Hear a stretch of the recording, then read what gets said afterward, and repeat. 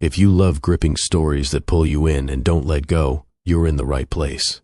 This is Mr. Gray Stories. It was a Tuesday evening in Washington, D.C., when Monica placed the offer letter on the kitchen table and waited for her husband to come home. The rain had started just before 7, not a storm, just a steady spring rain that tapped against the windows and made the townhouse feel quieter than usual. Monica had spent most of the afternoon thinking about the conversation she was about to have. She had rehearsed it in her head while finishing paperwork at work. She had thought about it during the drive home. She had even stood in the kitchen for several minutes holding the letter before finally placing it on the table. The envelope was white.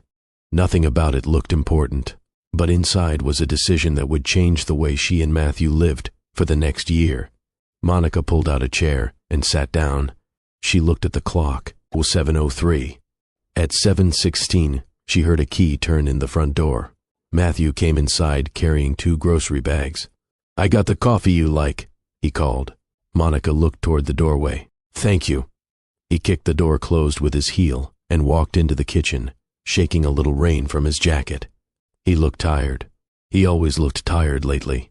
If you love gripping stories that pull you in and don't let go, you're in the right place. This is Mr. Gray Stories. It was a Tuesday evening in Washington, D.C., when Monica placed the offer letter on the kitchen table and waited for her husband to come home. The rain had started just before 7. Not a storm, just a steady spring rain that tapped against the windows and made the townhouse feel quieter than usual. Monica had spent most of the afternoon thinking about the conversation she was about to have. She had rehearsed it in her head while finishing paperwork at work. She had thought about it during the drive home. She had even stood in the kitchen for several minutes holding the letter before finally placing it on the table. The envelope was white. Nothing about it looked important, but inside was a decision that would change the way she and Matthew lived for the next year. Monica pulled out a chair and sat down. She looked at the clock. 7:03. At 7:16, she heard a key turn in the front door. Matthew came inside carrying 2 grocery bags. "I got the coffee you like," he called. Monica looked toward the doorway. "Thank you." He kicked the door closed with his heel and walked into the kitchen, shaking a little rain from his jacket. He looked tired. He always looked tired lately. Matthew placed the grocery bags on the counter and began taking things out. "Milk, eggs, that cereal you like." Monica watched him quietly. For several seconds, neither of them mentioned the paper sitting between them. Matthew finally noticed it. He picked it up. "What is this?" Monica took a breath. "I accepted it." He looked at her. "Accepted what?" "The position." His eyes moved back to the letter. He read the first few lines. His expression changed. "Baltimore?" "Yes." He kept reading. "1 year?" "Yes." Matthew lowered the paper slowly. "You already accepted it?" "Yes." "When?" "Today." He stared at her as though there were another sentence she had not yet said. "You're moving?" "For the program." "That wasn't what I asked." Monica remained still. Matthew looked toward the window. Rain continued tapping against the glass. "So, you're leaving me?" Monica's voice stayed calm. "I'm leaving for a job." "That job is in Baltimore?" "Yes." "For a year?" "Yes." He shook his head. "Monica, that's not just a job." She looked down at her hands. "I know." He walked away from the table, then stopped near the kitchen counter. The room suddenly felt smaller. They had shared that kitchen for years. They had eaten there, argued there, laughed there, made plans there. There had been a time when Matthew could walk through that door, and Monica would immediately tell him everything that had happened during her day. Now she was sitting across from him with a signed offer letter between them, and he had no idea how long she had been preparing to make this decision. Matthew looked at her again. "Why would you do this?" Monica didn't answer immediately, because the truth was bigger than the letter. The position mattered. Her career mattered. The opportunity mattered. But this decision had not started when the offer arrived. It had started much earlier. It had started with dinners eaten alone, with conversations postponed, with promises that sounded reassuring when they were made and empty when they were repeated. It had started with a woman who kept believing there would be more time. Matthew didn't know that yet, He only knew that the wife he had quietly assumed would always wait for him had finally made a decision without waiting for him to become ready. And he was about to discover why. Welcome to Mr. Gray Stories. Stories of choices, consequences, and moments that can change everything. Let's begin. Matthew looked at Monica for several seconds. The question came out more quietly than he expected. Do you still love me? Monica's expression softened. Yes. He seemed almost more confused by that answer than he had been by the offer letter. Then why are you doing this? She looked at the paper between them. Because loving you isn't the only thing that matters. Matthew frowned. I don't understand. I know. She folded her hands on the table. I didn't accept this job because I stopped loving you. Then what is this about? Monica took a slow breath. I stopped waiting. Matthew stared at her. For what? She looked directly at him. For you. He shook his head. I've been here. I know. I come home. Sometimes. I take care of things. I know. I've never given you a reason to think I don't care about you. Monica was quiet for a moment. That wasn't the problem. Matthew waited. She continued. You kept telling me there would be time. He lowered his eyes. Work has been difficult. I know. I told you that. You did. And I thought you understood. I did understand. Her voice remained gentle. That was part of the problem. Matthew leaned back. Monica continued before he could respond. I understood every deadline, every late night, every project. Every time you said you were exhausted. I understood when dinner got pushed back. I understood when our plans changed. I understood when you said we could talk later. She paused. I understood so much that I stopped asking. Matthew's face tightened. That doesn't mean you were unhappy. Monica looked at him. You thought I was getting better. Aren't you? Oh. The answer was simple. Matthew didn't speak. Monica looked toward the rain-covered window. You thought I stopped bringing things up because there weren't as many problems. He swallowed. What was I supposed to think? That maybe I had stopped believing you would do anything about them. The words settled between them. Matthew looked away.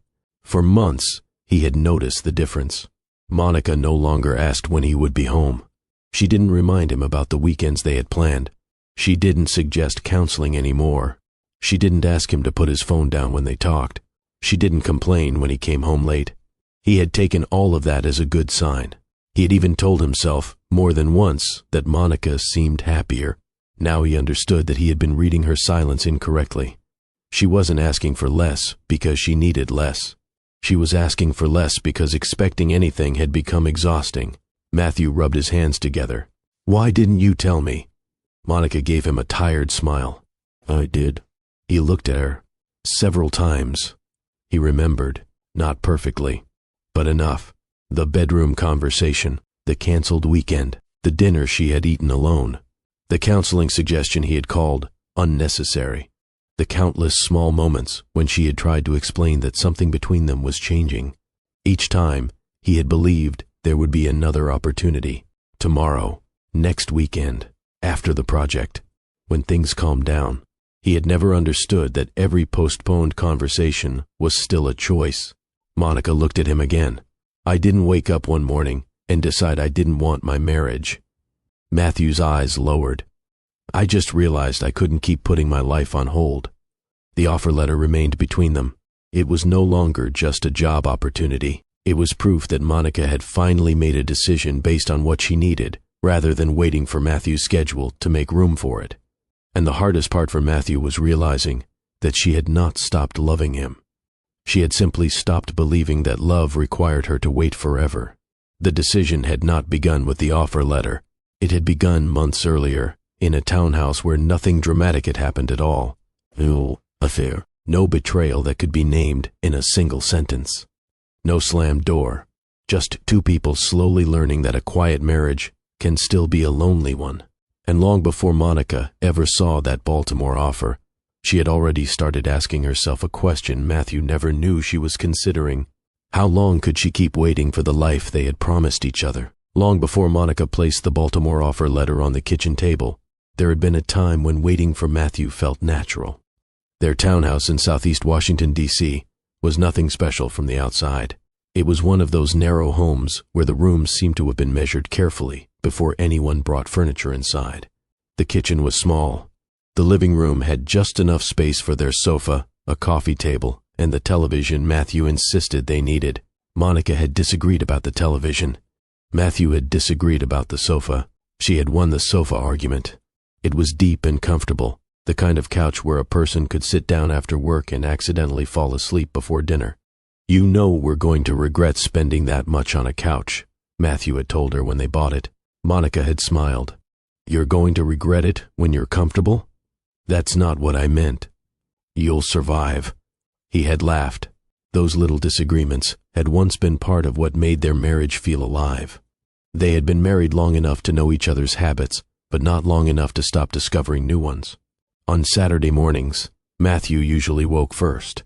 He would walk downstairs, make coffee, and attempt breakfast. Attempt was the important word. His eggs were usually too dry. His pancakes were sometimes darker than they were supposed to be. Once, Monica had looked at a pancake and asked, "Did you cook this or punish it?" Matthew had laughed so loudly that he nearly dropped the plate. "You're still eating it." "Because you made it." "That doesn't make it good." "It makes it worth eating." He had looked at her for a second. "That's actually kind of sweet." "Don't get used to it." Those mornings were ordinary. That was exactly why Monica loved them. There was no expensive restaurant, no elaborate anniversary surprise, no dramatic declaration. There was coffee. There were grocery lists. There were 2 mugs sitting beside the sink. There were Matthew's shoes beside Monica's near the front door. There was the comfort of knowing that when she came home, somebody else belonged there too. Matthew worked as a federal contractor, and even early in their marriage, his job demanded a great deal from him. Meetings ran long. Deadlines moved. Projects changed direction with little warning. But during those first years, he still made room. He would send Monica a message in the middle of the day. "You eat yet?" Or, "I found that place you wanted to try." Sometimes, he came home carrying a pastry from a bakery near his office. "It isn't much," he would say. Monica would take the bag from him. "You remembered." "Of course I remembered." Those words mattered to her. Monica had never needed a husband who spent every dollar on her or planned some elaborate surprise every weekend. She wanted someone who noticed. That was one reason she loved her own work. She worked in community development, helping neighborhood organizations apply for grants, organize programs, and navigate the paperwork that came with trying to turn good intentions into functioning projects. The work could be tedious. Some days were spent correcting spreadsheets. Other days involved meetings where several people discussed the same issue for nearly an hour before deciding they needed another meeting. But Monica liked it. She liked taking something that existed only as an idea and helping people turn it into something useful. Matthew used to ask about her projects. One evening, she came home carrying a folder and dropped it on the kitchen counter. Matthew was making coffee. "How'd it go?" "Which part?" "The housing group." Monica smiled. "They got the funding." Matthew turned around. "Seriously?" "Seriously." He walked over and hugged her. "I knew you could do it." She laughed against his shoulder. "You don't even know what I did." "I know you." It was a simple sentence. Monica remembered it for years, because at that point in their marriage, she believed he really did know her. They had plans too, not extravagant plans. They talked about having children someday. They wanted to travel when their schedules allowed it. They talked about replacing the sofa again someday, even though they had barely finished paying for the first one. They had opened a shared savings account for the things they kept saying they would do once life became less demanding. A trip, home improvements, maybe a larger place, maybe a family. Whenever they talked about the future, Matthew would say the same thing: "When work calms down." Monica never thought much about the phrase. It sounded reasonable. Work would calm down. The project would end. The next deadline would pass. There would be another season when they had more time. At first, Matthew's workload increased so gradually that Monica barely noticed the change. One late evening became 2. A dinner moved from 6 to 7. 7 became 8. Then there were nights when Matthew texted her before she could ask, "Don't wait for me." so she stopped waiting. At first, she still prepared enough food for both of them. She would eat at the table and leave his plate covered in the refrigerator. When he came home, he would heat it. "Sorry," he would say. "I know you're busy." "You mad?" "No." She meant it. At least she thought she did. Then the dinners became less frequent. Monica started making food that could be reheated easily. Soup, pasta, rice, and vegetables. Things that didn't require two people to sit down at the same time. Matthew noticed the change once. "You don't cook like you used to." Monica looked up from her plate. "You're hardly here when I cook." He paused. "I know." She expected him to say something else. He didn't, so she shrugged. "It makes more sense this way." He nodded. At the time, neither of them understood what that small exchange meant. Monica was beginning to adjust her expectations. Matthew was beginning to accept the adjustments as normal. There was no fight, no accusation, no moment when either of them decided the marriage was in trouble. They were simply becoming efficient at living around each other. Matthew worked. Monica worked. Bills were paid. Laundry was done. Groceries were bought. The mortgage was handled. Packages arrived. Trash went to the curb on the right morning. From the outside, their life still looked perfectly functional. That was what made the change difficult to recognize. A marriage does not always announce that something is wrong. Sometimes the first sign is simply that one person stops making room for the other because making room has become inconvenient.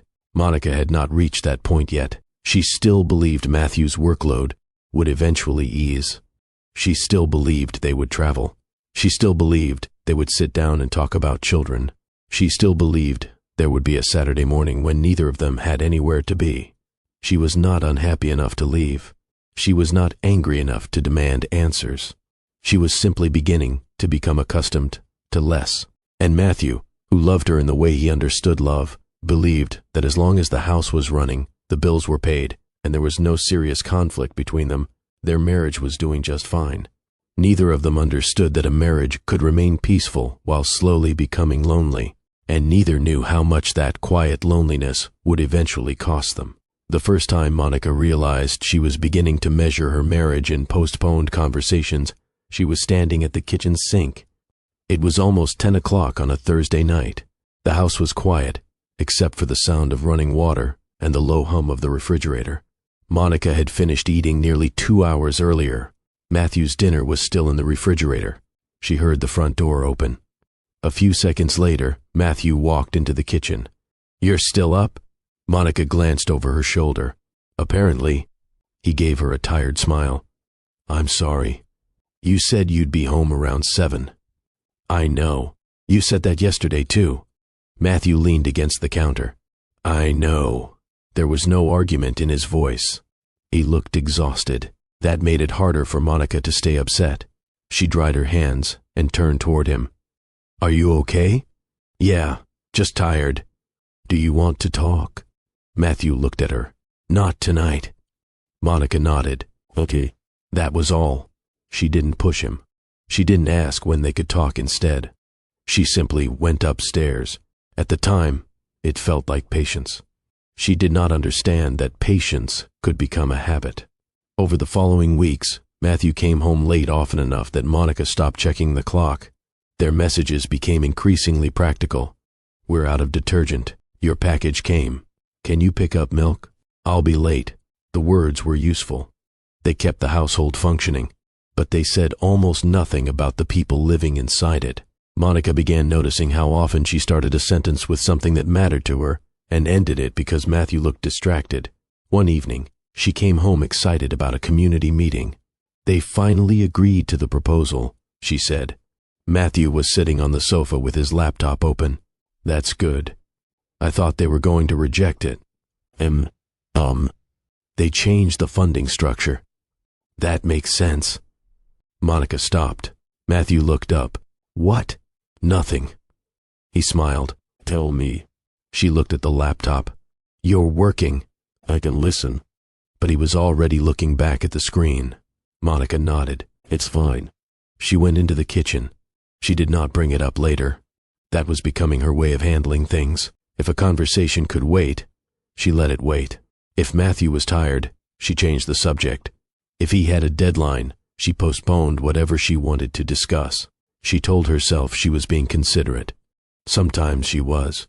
Other times she was simply afraid that asking for more would make her seem unreasonable. That fear became clearer one night when Monica brought up counseling.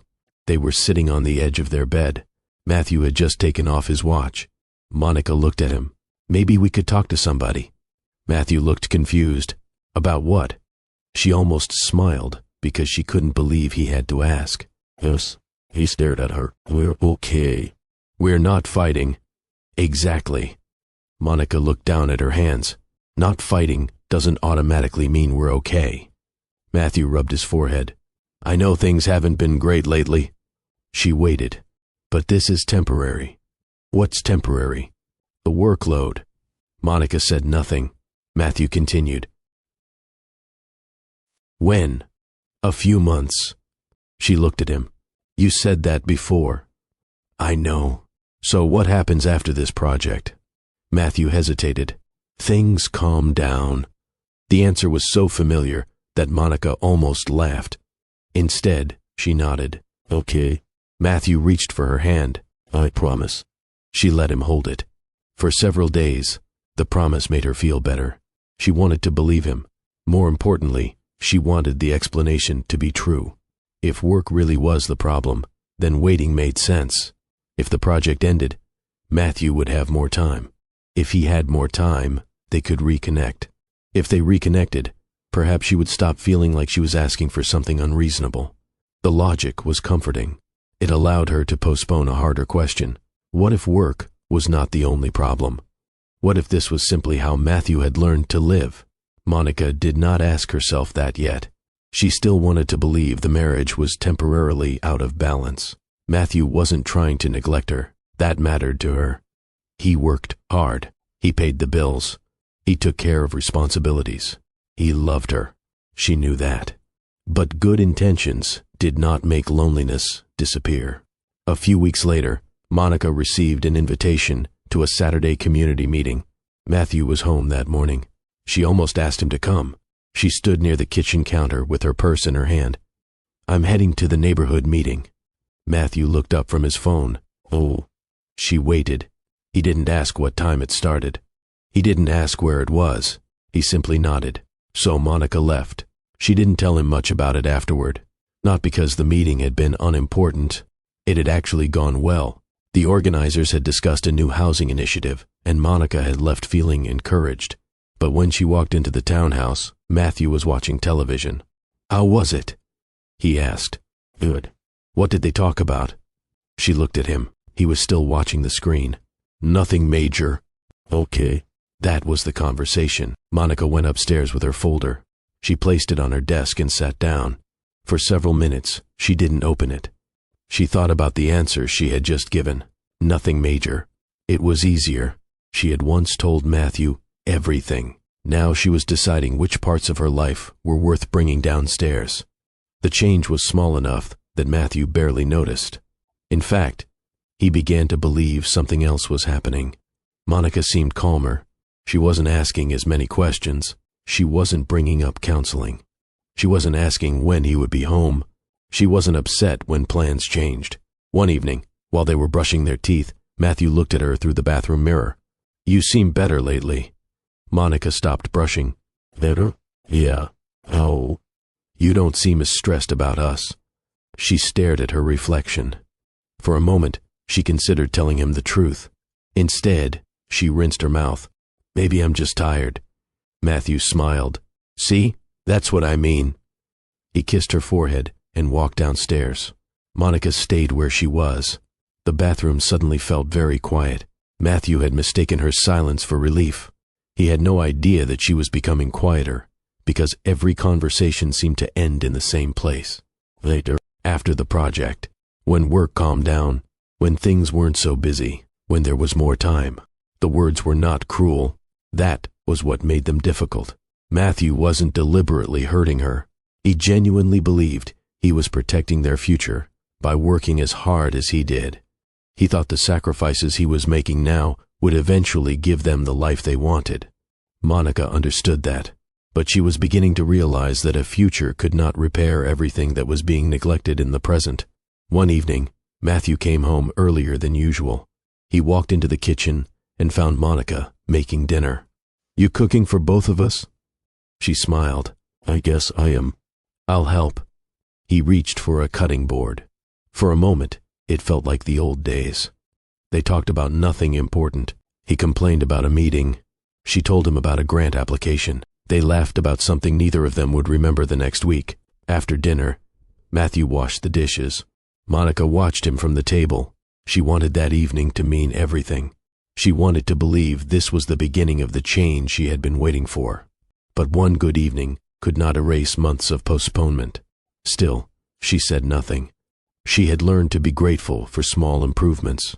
What she had not yet learned was that gratitude and satisfaction were not the same thing. Matthew went upstairs that night believing they were finally getting back to normal. Monica followed a few minutes later. She smiled when he looked at her. She said goodnight. But inside, a quiet question had begun taking shape. If things were really getting better, why did she still feel like she was waiting for her marriage to begin? That night, Matthew fell asleep before Monica did. He was lying on his side, one hand resting near the edge of the pillow, breathing steadily. Monica remained awake beside him. The bedroom was dark except for the faint orange glow coming through the curtains from the street outside. She turned toward the window and pulled the blanket a little higher. She wasn't angry. That was what confused her. A year earlier, she might have been lying there replaying their conversation, wondering whether she should wake him up and ask if they could talk. Now she didn't feel the urge. She simply watched the light move across the wall. She thought about the woman she had been when they first moved into the townhouse. That woman had expected things. Not expensive things, not a perfect marriage. She had expected Matthew to ask how her day went and actually listen to the answer. She had expected them to eat together sometimes. She had expected plans to remain plans unless something genuinely important forced them to change. She had expected the two of them to talk about children, travel, money, work, family, and whatever else came with building a life together. None of those expectations had been unreasonable. At least, she didn't think they were. But over time, each expectation had started feeling like something she needed to negotiate. She had learned which subjects Matthew could handle after work. She had learned which evenings were better for difficult conversations. She had learned when not to mention something because he looked too tired. She had learned that Friday wasn't a good day because he often had deadlines. Saturday could be difficult too. Sunday was supposed to be restful. By the time she finished accounting for all the days and moods and demands, there weren't many moments left in which she felt comfortable asking for anything. Monica closed her eyes. She remembered the counseling conversation. Maybe we could talk to somebody. Matthew had looked genuinely surprised. We're okay. She had wanted to tell him that being married wasn't simply the absence of fighting. She had wanted to tell him that two people could share a mortgage, groceries, responsibilities, and a bedroom while still feeling strangely separate. But she hadn't known how to make him understand. So she had accepted his explanation. For a while. She told herself that marriage required patience. She told herself that Matthew was working hard for their future. She told herself that everybody went through busy seasons. All of that was true. What she hadn't asked was how long a busy season was supposed to last before it became a way of life. Monica turned onto her back. Beside her, Matthew shifted in his sleep. She looked at him. There was nothing about his face that made him seem uncaring. That was part of the difficulty. He wasn't a cruel man. He wasn't trying to make her lonely. He loved her. She knew that. He showed it in practical ways. He paid bills. He handled repairs. He remembered when the car needed service. He made sure they had what they needed. When Monica was sick, he brought her medicine. When her mother had needed help with something months earlier, Matthew had taken care of the errand without being asked twice. He was dependable in ways that mattered. But Monica had begun to understand that dependability and closeness were not exactly the same thing. She wanted both.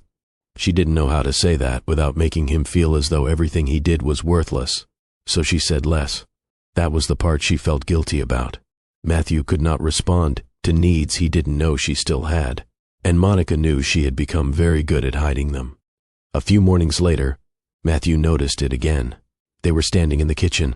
Monica was packing her lunch. Matthew poured coffee into his travel mug. You're quiet. She looked over. I'm the first. Yeah. She smiled faintly. I'm just thinking about work. Matthew nodded. Everything okay? Everything's fine. He seemed satisfied. Monica watched him put the lid on his coffee. She almost stopped him. She almost said, "No, everything isn't fine." But the words stayed where they were. Matthew kissed her cheek. "Have a good day." "You too." He left. Monica stood alone in the kitchen. For a few seconds, she listened to his footsteps disappear outside. She looked at the second coffee mug sitting near the sink. For some reason, that small object bothered her. Not because it represented anything terrible, because it represented routine. They had become very good at routine. Good morning. Good night. Don't forget milk. I'll be late. Drive safely. Love you. The words were still there. The relationship beneath them felt harder to reach. At work, Monica was different. She was engaged, focused. People came to her with complicated problems because they trusted her to sit with them until they became manageable. She could spend an hour listening to a neighborhood organizer explain why a project was failing. She could ask the right questions. She could identify what had been overlooked. She could help people find a practical way forward. One afternoon, a coworker watched Monica revise a proposal and said, "You know what I like about you?" Monica looked up. "What?" "You don't rush people." Monica smiled. "Maybe I should start." Her coworker laughed. "Why?" Monica shook her head. "Nothing." But the comment stayed with her. She had spent years believing patience was one of her strengths. Now she wondered whether she had allowed patience to become an excuse for accepting too little. That thought frightened her, not because she wanted to leave Matthew. She didn't. She still loved him. She still remembered the man who brought her pastries from work, the man who burned pancakes on Saturday mornings, the man who hugged her when she told him the housing group had received funding. Those memories were real.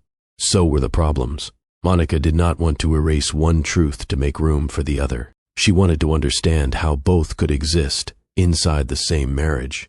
That evening, Matthew came home around 8. He found Monica at the dining table with her laptop. "How was your day?" She looked up. Busy. Mine too. He loosened his tie. "I might have to work this weekend." Monica nodded. Okay. Matthew paused. "You're not upset?" She looked at him. "Should I be? I thought you wanted us to do something." I did. He waited. She closed her laptop. "I don't anymore." Something about her answer made him uncomfortable. Why? Monica considered telling him. Instead, she said, "I'm tired." Matthew nodded. "Maybe next weekend." "Maybe." He walked upstairs. Monica remained at the table. She realized something that evening. She wasn't becoming less interested in spending time with her husband. She was becoming less willing to build her emotional life around the possibility that he might have time. That difference mattered. A few nights later, Matthew noticed her looking through photographs from their first year of marriage. He sat beside her. "What are you looking at?" "Our old pictures." He smiled. "We looked young." "We were young. You still look the same." Monica laughed softly. "You're lying. I married you. I'm allowed." She smiled. For a moment, neither of them spoke. Matthew pointed at one photograph. "That was the weekend we went to Richmond." "I remember. You got lost. You were driving. You gave me the wrong directions. You refused to ask for help." He laughed. She laughed too. The moment felt easy, Familiar. Monica looked at the photograph again. She realized she didn't miss being younger. She missed how much possibility they had once felt. Back then, they had assumed there would always be time. Time for children. Time for travel. Time for conversations. Time to become better husbands and wives. Time to repair anything that needed repairing. But time wasn't a promise. It was something people spent, and Monica was beginning to wonder whether she had spent too much of hers waiting for a future version of her marriage to arrive. That night, she stood beside the bedroom window for several minutes. Matthew was already asleep. She looked across the room at him. She still loved him. She still wanted the marriage to work. But for the first time, she understood that wanting the marriage to work did not mean she had to remain exactly where she was until Matthew found the time to participate in it. She didn't know what decision she would make. She wasn't planning an exit. She wasn't searching for someone else. She wasn't preparing to punish him. She was simply beginning to consider herself in the decisions she had spent so long making around him. And that was a small change, but it was the first one that belonged entirely to Monica. The question that kept returning was no longer whether Matthew would eventually have more time. It was much harder than that. How much of her own life was she willing to postpone while she waited? By the time Matthew began noticing that Monica had changed, Monica had already stopped expecting him to notice. It happened on a Friday afternoon. Matthew sent her a text while she was finishing a report at work. "Dinner tonight?" Monica looked at the message for several seconds. A year earlier, she would have smiled at her phone. She would have asked where he wanted to go, what time they should leave, whether he wanted to try somewhere new. This time, she simply typed, "Sure." A few seconds later, another message appeared. "I'll try to be home by 7. Monica stared at those 4 words. "I'll try." She knew what they meant. There was a chance he would make it. There was also a good chance something at work would come up. For once, she didn't build her evening around the possibility. She put her phone face down and finished her report. At 7:15, Monica sat at the kitchen table and ate. She didn't do it angrily. She wasn't trying to teach Matthew a lesson. She was hungry. That was all. She cleaned her plate, put the dishes away, changed into comfortable clothes, and started a load of laundry. At 8:30, she read through some documents for work. At 9, she took a shower. At 9:40, she heard the front door open. Matthew stepped inside carrying his briefcase. Hey. He came into the kitchen and loosened his tie. "How was your day?" "Busy. Mine too." He opened the refrigerator. Then he looked at her. "You ate?" "Yes." His hand remained on the refrigerator door. "I thought we were having dinner together." "We were." He looked confused. "You couldn't wait?" Monica paused. She could have pointed out the time. She could have reminded him that he had said 7. She could have asked why she was expected to wait when he had never been sure he could make it. Instead, she said quietly, "I was hungry." Matthew closed the refrigerator. "I told you I'd try to be home by 7. "I know." "Oh." He stopped. Monica waited. Matthew seemed to realize that whatever he wanted to say wasn't going to sound the way he intended. "I've had a long day." "So have I." The words came out without anger. That seemed to bother him, more than an argument would have. He looked at her. "Are you upset?" "No." "You don't sound upset." Monica gave him a small smile. "I'm not." Matthew nodded slowly. "Okay." He went upstairs. Monica remained in the kitchen. She stood there for a moment, looking at the refrigerator. A strange realization settled over her. For months, Matthew had been asking her to understand why he couldn't keep certain promises. Now that she had stopped waiting for those promises to be fulfilled, he was surprised. She wasn't angry. She simply wasn't arranging her evening around uncertainty anymore. That difference mattered. The following Saturday, Matthew told her he might need to work. Monica was making coffee when he mentioned it. "I thought we were going to spend the day together." "I know. You said that last weekend too." "I know. And the weekend before." Matthew sighed. "Monica, I don't know what you want me to say." She looked at him. "I don't know either." He seemed frustrated. "You're not even arguing with me. What would arguing change?" He stared at her. For a moment, Monica saw the old version of herself waiting inside that question. The woman who would have explained. The woman who would have tried harder. The woman who believed that if she found the right words, Matthew would finally understand how much the postponements were costing them. That woman was still part of her. She just wasn't running the conversation anymore. Matthew picked up his coffee. "I'll try to get home early." Monica nodded. "Okay." He watched her. "That's it?" She looked at him. "What else should I say?" He didn't answer. He left for work a short time later. Monica spent the morning at a community meeting. She came home that afternoon and realized something had changed. She had enjoyed herself without wondering when Matthew would call. She had talked to people about work. She had laughed. She had made plans for the following week. None of it felt like rebellion. It felt normal. That evening, Matthew returned earlier than expected. He found Monica reading at the kitchen table. "You're home." Yeah. "How was the meeting?" Good. He sat across from her. "You really aren't mad at me?" Monica closed the book. No. "Then why do I feel like something's wrong?"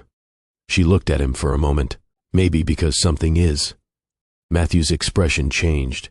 She wasn't accusing him. She wasn't raising her voice. That made the sentence harder to dismiss. "What?" Monica considered answering. Instead, she said, "I'm just tired of making plans around things that may or may not happen." Matthew leaned back. "I've been busy." "I know. I can't always control that." "I know. So what am I supposed to do?" Monica looked at him. "I'm not asking you to control your job." "Then what are you asking?" She hesitated. "I don't know anymore." That answer stayed with Matthew. He wanted to believe the problem was temporary. He wanted to believe that once the workload eased, Monica would return to the way she used to be. He didn't understand that Monica had already begun changing the way she measured their marriage. She wasn't counting promises anymore. She was watching patterns. One late dinner meant very little. One canceled weekend meant very little. One forgotten conversation could be explained. But months of the same behavior created something different. A pattern. Matthew still saw each moment separately. Monica had started seeing them together. That was why her expectations appeared to be disappearing. They weren't. They were becoming clearer. She no longer needed Matthew to promise that next week would be different. She needed to see whether next week actually became different. And for the first time, she was willing to let his actions answer the question. The opportunity came on an ordinary Tuesday afternoon. Monica had just finished a meeting with 3 neighborhood organizations that were trying to coordinate funding for housing repairs. The meeting had taken nearly 2 hours, and by the end of it, everyone had talked over everyone else at least once. Monica stayed behind to organize her notes. Her supervisor, Denise, stood near the doorway. "You have a minute?" Monica looked up. Sure.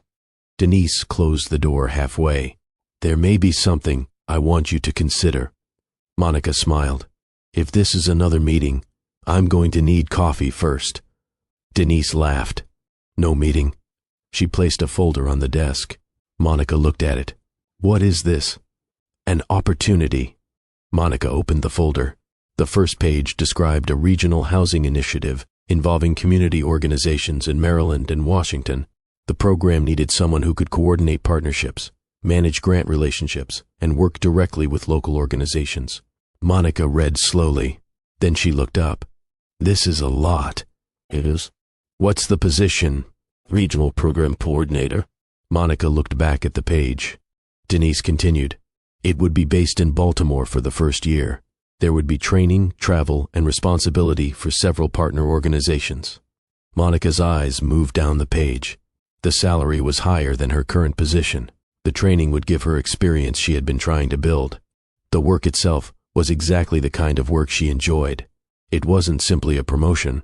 It was the kind of opportunity that could change the direction of her career. When would they need an answer? Soon. Monica closed the folder. "Why me?" Denise smiled. "Because you can walk into a room where 6 people disagree and somehow get them talking about the actual problem." Monica laughed. "I don't know if that's a compliment." It is. Monica took the folder home that evening. She placed it on the kitchen counter and stared at it while she changed out of her work clothes. The townhouse was quiet. Matthew wasn't home yet. She opened the folder again. She read the salary, the schedule, the housing information, the training requirements, the expected travel. Then she stopped.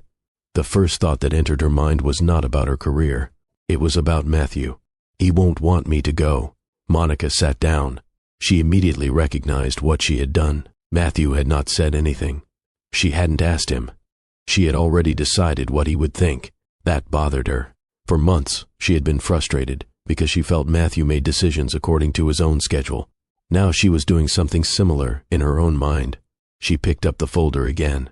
The position was not an escape plan. It wasn't a threat. It wasn't something she had searched for because she wanted to punish Matthew. It had simply arrived. And for the first time in a long time, Monica had to consider what she wanted before considering what everyone else expected from her. When Matthew came home, she didn't mention it immediately. She wanted to understand the opportunity herself first. Over the next several days, she asked questions at work. She reviewed the program details. She researched apartments in Baltimore. She calculated transportation costs. She looked at what the move would do to their monthly budget. She thought about the practical side of living away from home. She would miss Washington.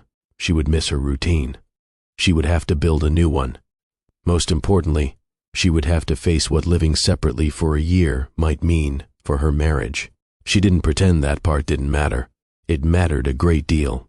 But the more she studied the position, the more she realized that refusing it solely because Matthew might be uncomfortable would be another form of waiting. On Friday morning, she left the folder on the kitchen table. Matthew noticed it while making coffee. "What is this?"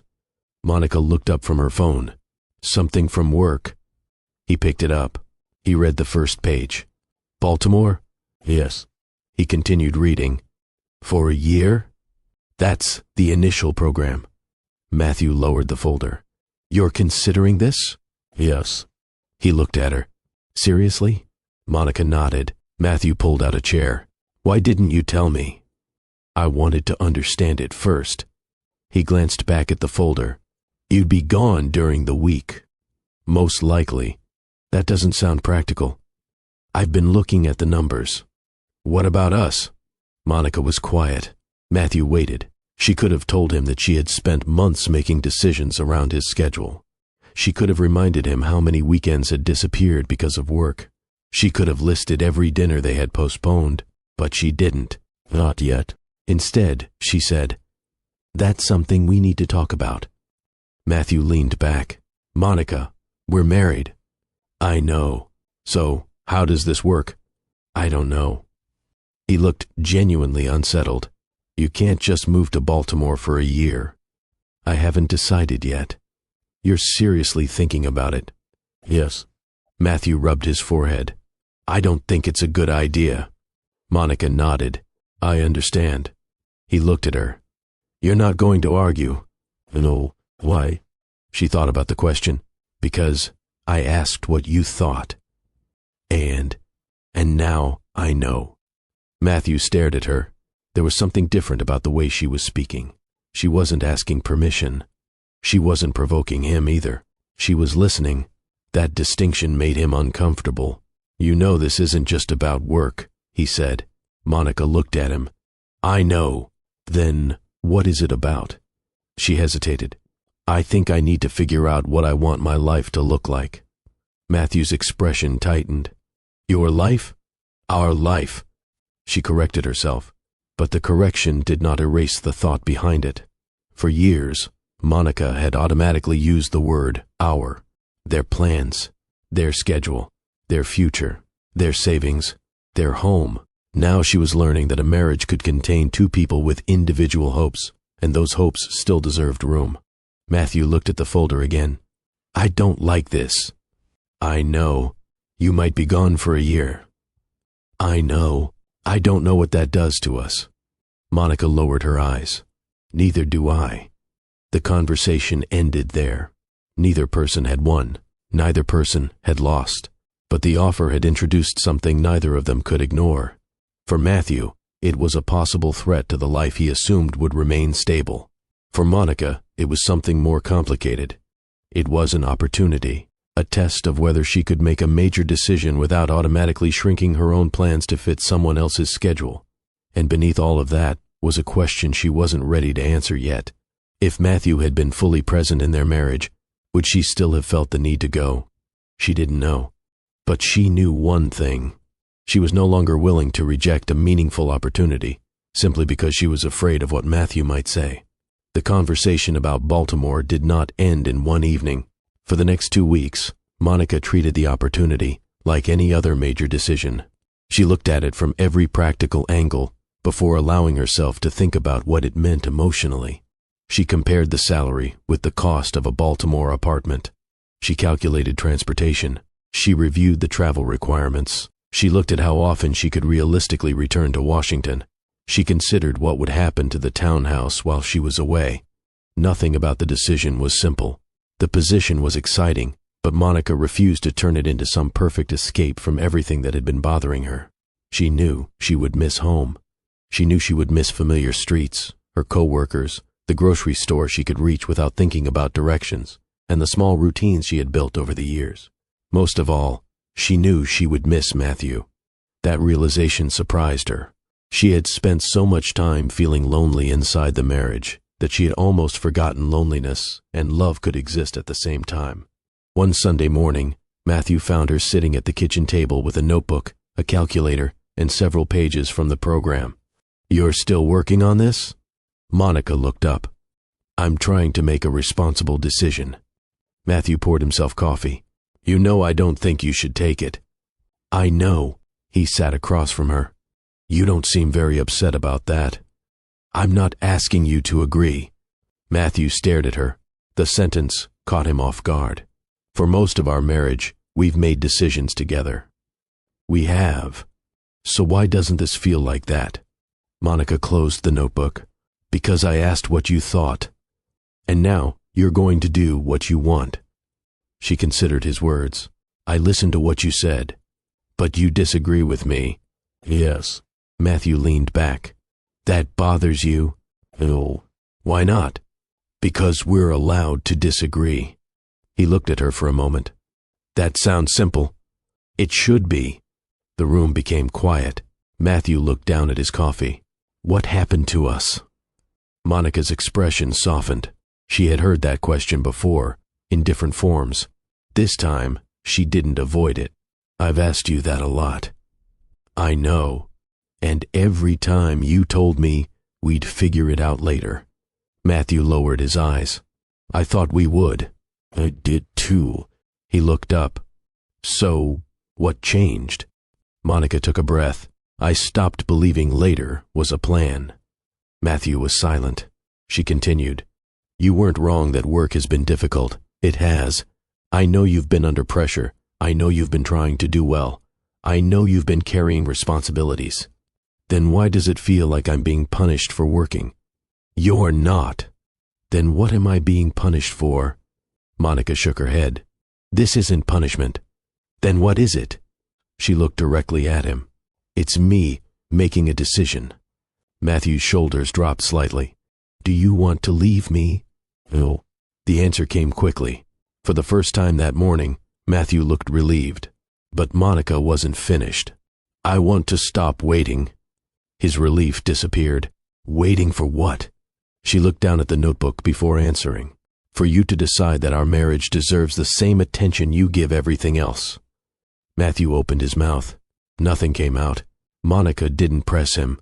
She had spent too much time trying to fill the silence for both of them. This time, she let him sit with it. After a while, Matthew said quietly, "I didn't know you felt that strongly."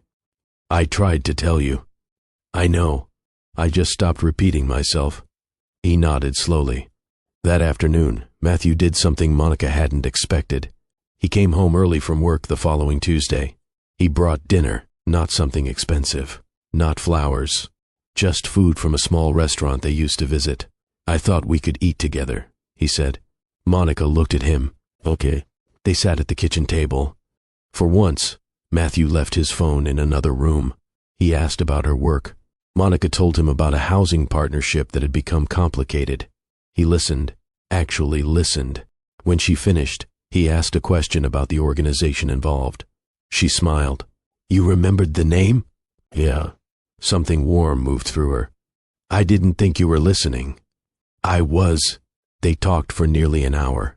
They laughed once. Matthew told her about a frustrating meeting. Monica teased him about how often he used the word ridiculous. For a brief period, the evening felt like the marriage she remembered. When they finished eating, Matthew reached across the table and touched her hand. "I don't want you to go." Monica looked at him. "I know, but I understand why you're considering it." She nodded. That night mattered to her. She didn't dismiss it. She didn't pretend it meant nothing. But she also didn't allow one good evening to erase everything that had come before it. That was something new. In the past, a good night would have given her enough hope to wait another month. Now she understood that change had to survive ordinary days. A few nights later, Monica opened the small drawer beside her bed. Inside were things she had kept from the beginning of their marriage: A photograph. an old receipt, a handwritten grocery list, a folded note.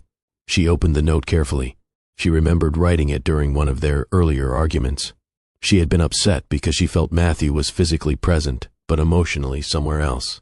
The handwriting looked younger, less careful. The message was short.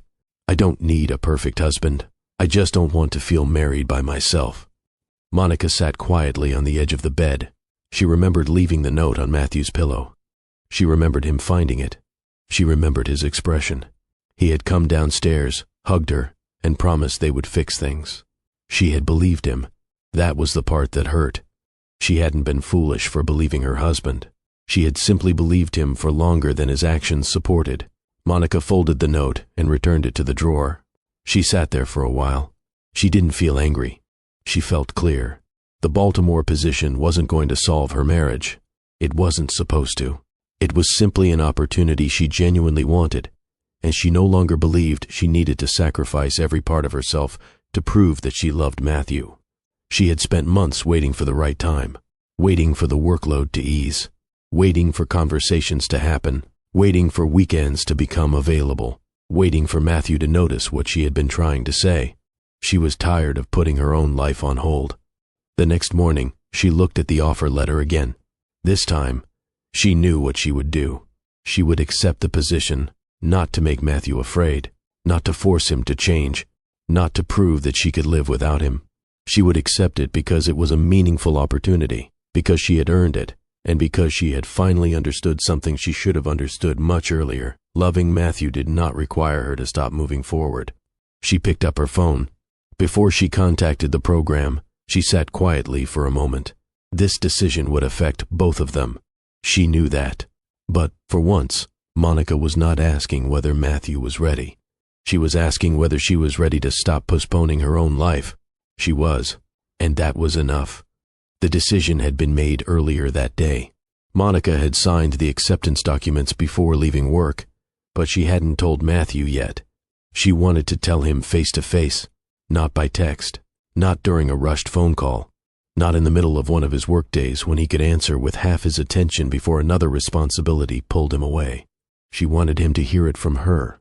By Tuesday evening, rain had settled over Washington, D.C. The streets were wet, and headlights moved slowly along the road outside their townhouse. Monica was in the kitchen when she heard Matthew's key in the lock. The door opened. "I got the coffee you like," he called. She turned. Matthew walked inside carrying 2 grocery bags and a small cardboard coffee carrier. For one brief moment, everything looked ordinary. He placed the coffee on the counter. "I remembered the order." "Thank you." He smiled. "You're welcome." He removed his jacket and hung it near the door. Monica watched him. There was something almost painful about how normal the evening felt. This was the same man she had loved through years of ordinary mornings and difficult weeks. The same man who had once brought home pastries because he remembered which ones she liked. The same man who had recently started making more effort after realizing she was seriously considering Baltimore. He had been trying. That mattered. Monica didn't want to erase that, simply because she had made a decision. Matthew began unpacking the groceries. "You want dinner now or later?" Monica hesitated. "Can we talk first?" His hands stopped. The question immediately changed his expression. Here. He looked toward the table. They sat across from each other. For several seconds, Monica said nothing. Matthew waited. She placed the acceptance letter between them. "I accepted it." He looked down, then back at her. "The Baltimore position?" Yes. His eyes returned to the paper. "When?" "Today." He picked it up. He read the first page more carefully this time, as though he might discover something different from what he had seen before. His jaw tightened. "You already signed?" Yes. "You made the decision?" I did. Matthew placed the letter on the table. "So you're moving? For the program? For a year? That is the initial term." He leaned back. Monica could see the questions forming before he asked them. Why? "Because I want the position." "That isn't what I mean." "I know. Why would you choose something that takes you away from home for a year? Monica looked at him. Because it's important to me. Matthew shook his head slightly. I don't understand. I know. He stood and walked toward the counter. He picked up his coffee, took one sip, and set it down again. So that's it? No. You accepted a job in another city without me. I told you about the opportunity. You asked what I thought. Yes.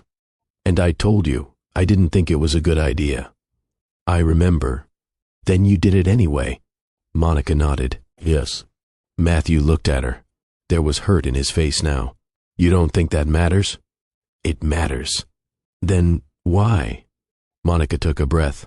Because hearing your opinion and giving you control over my decision are two different things. Matthew stared at her. He had no immediate response. For years their decisions had been wrapped in the language of we, their home, their money, their plans, their future. Now Monica was asking him to understand that marriage did not mean one person had to surrender every individual opportunity simply because the other person was uncomfortable with it.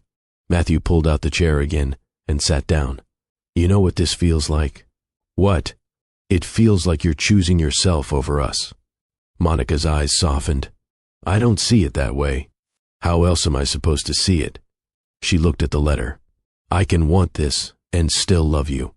Matthew's voice became quieter. Do you? Yes. Do you still love me? Yes. He looked down. The answer seemed to hurt and comfort him at the same time. If you love me, why leave? Monica took several seconds before answering. Because I don't want my whole life to depend on whether you're ready. Matthew looked up. I've been trying. I know. I have. I know. Then why isn't that enough? Monica swallowed. Because trying for a few weeks isn't the same as changing the way we live. He looked away. She wasn't saying it to hurt him. That made it harder to dismiss. Matthew thought about the dinner he had brought home, the evening when he had listened, the times he had come home earlier. He had believed those efforts meant he was finally correcting the problem. Monica appreciated them, but she had learned not to measure a marriage by isolated moments. She needed consistency. Matthew leaned forward. Just don't go. Monica's eyes filled slightly, though she did not cry. I wish it were that simple. It could be. Oh, why not? Because I've spent too long making decisions based on whether you were finally going to have time. Matthew looked at her. I didn't ask you to put your life on hold. No. She paused. But I did. The admission changed the room. Monica wasn't blaming him for every choice she had made. She was acknowledging her own part. I kept telling myself that next month would be different, she said. That after the project, we'd have time. After the deadline, we'd talk. After things settled down, we'd make plans. Matthew lowered his eyes. I thought that too. I know. Silence followed. Not the comfortable silence of two people sharing a quiet evening. This was different. It carried everything neither of them had said clearly enough before. Matthew finally looked at her. What happens to us if you go? Monica didn't pretend to know. I don't know. That answer frightened him. It frightened her too. But she refused to give him a promise simply because uncertainty was uncomfortable. For once, neither of them could postpone the question. The future had arrived before either of them felt ready for it. And Matthew was beginning to understand that Monica's decision was not proof that she had stopped loving him. It was proof that she had finally stopped putting every other part of her life on hold while she waited for their marriage to become the priority he had always promised it would be. Matthew did not sleep much that night. Monica had gone upstairs before him, leaving the acceptance letter on the kitchen table. He stayed downstairs with the lights off. The coffee she had liked was still sitting in the cup he had brought home for her. It had gone cold. Matthew picked it up, stared at it for a moment, and poured it into the sink. For some reason, the small act bothered him. He had brought the coffee home believing it was evidence that he was trying. Now he wondered whether he had spent years confusing occasional effort with sustained attention. He sat at the kitchen table again. His eyes settled on the chair where Monica had been sitting. He remembered another conversation, not the one from that evening, an earlier one. They had been sitting on the edge of their bed when Monica first suggested they talk to someone, Maybe we could talk to somebody. He had asked, about what? At the time, he genuinely hadn't understood. There had been no affair, no major financial crisis, no screaming matches, no betrayal he could point to. As far as Matthew had been concerned, they were simply going through a difficult period. He had told her the workload was temporary. He had promised things would improve. He had reached for her hand. He had believed that was enough. Now the memory felt different. He remembered Monica's face. She hadn't looked angry. She had looked tired. That distinction stayed with him. He remembered another evening when she had asked if they could spend the weekend together. He had told her he might need to work. She had asked about the previous weekend. He had said he knew. Then she had simply walked away. At the time, Matthew had been relieved there was no argument. Now he wondered whether that had been the moment she stopped expecting him to understand. Another memory followed. A dinner they had planned. He had arrived late. Monica had already eaten. He had been surprised. He remembered asking why she hadn't waited. The question sounded different in his head now. Why had he expected her to keep waiting when he had given her no reason to believe he would arrive on time? Matthew leaned back. He had spent years believing neglect had to be intentional. That if he loved his wife, worked hard, paid the bills, and never deliberately hurt her, then whatever distance existed between them could not really be neglect. But Monica had never accused him of trying to hurt her. That was the part he had missed.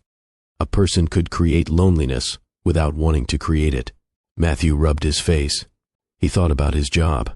He had always been proud of how hard he worked. There was security in being needed. At work, there was always something measurable, a deadline, a deliverable, a problem to solve. At home, things were different. There were feelings, uncertainty, conversations that didn't have a clear ending. Matthew had preferred problems he could solve. When Monica told him she was lonely, he had treated the problem like something that could be postponed until circumstances improved. He had never understood that postponing an emotional need did not make it disappear. It simply left the other person carrying it alone. Upstairs, Monica was awake too. She had heard Matthew moving around downstairs. For a moment she wondered whether she should go to him. The old instinct was still there. She wanted to make sure he was okay.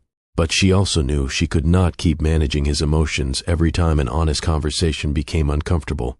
She stayed in bed. The next morning, they barely spoke. Not because they were angry. Neither knew what to say. Later that evening, Matthew asked Monica if they could talk. She agreed. They sat in the living room. This time, Matthew didn't begin by defending his work. "I've been thinking about everything you said."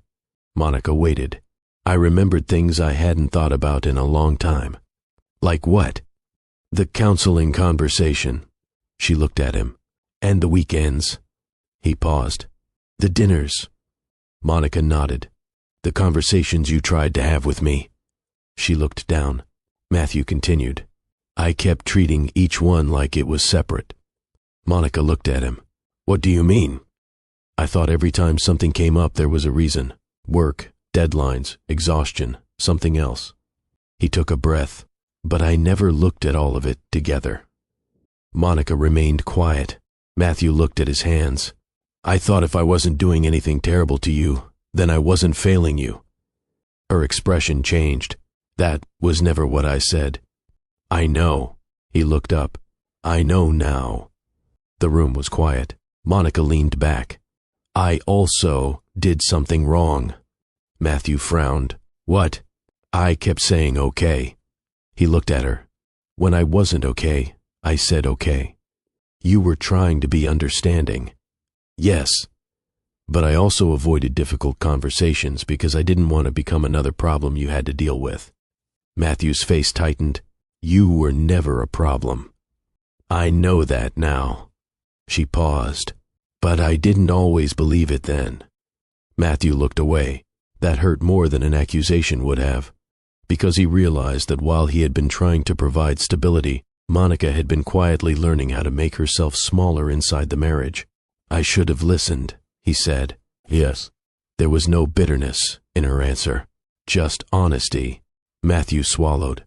"Can I change your mind?" Monica looked at him for a long moment. "I don't know." He nodded slowly. I understand. I don't want you to start changing because you're afraid I'll leave. What do you want? I want you to understand why this happened. Matthew nodded. And if I do, then we'll see what happens. It wasn't the answer he wanted. He wanted certainty. He wanted Monica to tell him that if he worked hard enough, everything would return to the way it had been. But she wasn't giving him that. She wasn't promising to stay. She wasn't declaring the marriage over either. For the first time, Matthew understood that he had reached a point where promises were no longer enough. He would have to accept that Monica had a decision to make too. The next morning, he watched her leave for work. She paused at the front door. I'll see you tonight. Matthew nodded. Okay. She left. He stood there for a moment after the door closed. In the past, he would have returned to his routine.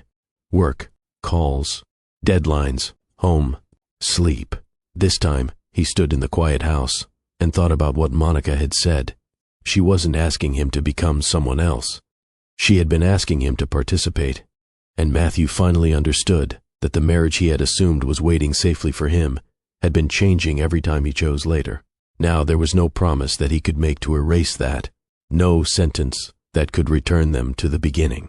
If he wanted to become a different husband, he would have to prove it in ordinary moments, over time, whether Monica rewarded him for it or not. That realization did not fix their marriage, but it changed the reason Matthew wanted to change. He no longer wanted to keep Monica from leaving. He wanted to understand why she had felt she needed to go. A week later, Monica stood inside the empty Baltimore apartment with a set of keys in her hand. The apartment was smaller than the townhouse in Washington. There was no sofa yet, no dining table, no framed photographs, no familiar mug sitting beside the sink. The rooms were quiet in a way that made every small sound noticeable. Monica walked from the living room to the bedroom and back again. She had signed the lease that morning. The decision was official now. There was no longer a question of whether she was going. She was going. For the first time since accepting the position, she allowed herself to sit on the floor. Her back rested against the wall. She looked at the empty room. She had expected to feel relieved. Instead, she felt nervous. There was excitement too, but it was mixed with uncertainty. She had wanted the opportunity. She still wanted it. That didn't mean leaving Washington was easy. She thought about the townhouse, the narrow kitchen, the sofa she had argued with Matthew about buying, the photographs in the bedroom, the Saturday mornings when he used to make terrible pancakes and act as though they were perfectly acceptable. She thought about Matthew. That was the part she hadn't been able to prepare for. She had not stopped loving him. She had simply stopped allowing that love to decide everything for her. Monica stood and walked toward the window. Sunlight came through the glass and fell across the empty floor. She smiled faintly. "This is really happening," she whispered. Her voice sounded strange in the unfamiliar room. Back in Washington, Matthew was discovering what her absence actually meant. The townhouse had not changed. That was the problem. Everything was where it had always been. Her shoes were gone from beside the front door, but the space where they had been remained. Her favorite mug was no longer beside the sink. The bathroom counter looked different without her things. The refrigerator contained food she had purchased before leaving. None of it seemed important until she wasn't there. On the first evening alone, Matthew came home from work and instinctively called out, "Monica?" No answer came. He stood in the kitchen. For a second, he almost laughed at himself. He knew she wasn't there. Still, the habit had remained. He opened the refrigerator. There was a container of food with a note attached. For tomorrow. Matthew stared at it. She had prepared it before leaving. He closed the refrigerator. Later that night, he picked up his phone. He wanted to tell her about something that had happened at work. His thumb hovered over her name. He stopped. Not because he didn't want to talk to her, because he realized how often he had assumed she would always be available whenever he needed her. He put the phone down. The next day, he almost sent another message. This time, he did. "How was your first day?" Monica answered several minutes later. "Busy." "Good, though." Matthew smiled. He typed, "I'm glad."